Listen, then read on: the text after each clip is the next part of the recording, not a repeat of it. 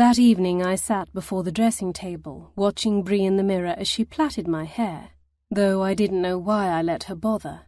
I woke each morning with my tresses spilling across my pillows in a tangled mess, courtesy of Gage's wandering fingers. My maid must have known it was not an accident that my braids came undone, for they had rarely done so in the months prior to my marriage, but she never mentioned it. It was long past time that I should have said something, but I rather enjoyed the soothing bedtime ritual, the feel of my maid's deft fingers weaving through my hair. It was comforting somehow, perhaps because my most vivid memories of my mother were of me resting my head on her shoulder while she reclined in bed, her fingers combing through my unruly chestnut curls, while my siblings bounced on the counterpane around us, telling her about their day. She died when I was 8. But if I closed my eyes, I could almost imagine it was her fingertips brushing across my scalp, and not Bree's. However, I must also admit I was a bit self-conscious.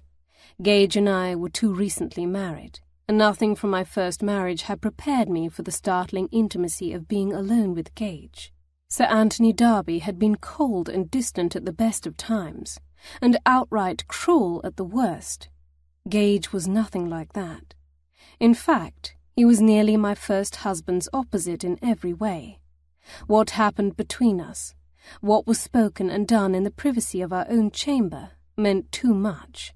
It was all too fresh and new for me to speak of it elsewhere, even with Bree. I'm not sure I could have put it into words had I tried. So I didn't. Instead, I chose to focus on more mundane things, such as our upcoming trip. "Have you been able to finish the packing?" Her gaze flicked up to meet mine briefly in the mirror. "Aye, my lady. All cept what you'll be needing in the morn." I would have nodded except for the tight grip she had on my hair. "Thank you. I'm sorry for giving you such short notice."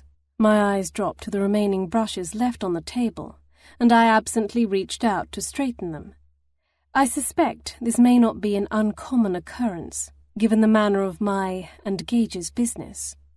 Bree's eyes lit with a smile. "No to worry, my lady. If e'er there were a lady equipped for expediency, it would be you. I wager it takes longer to pack your art supplies than it do with your dresses and such, and you will not let anyone help you with that."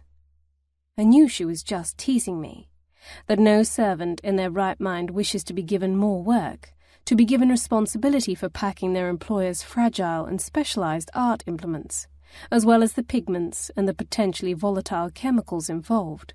But I felt a twinge of embarrassment all the same.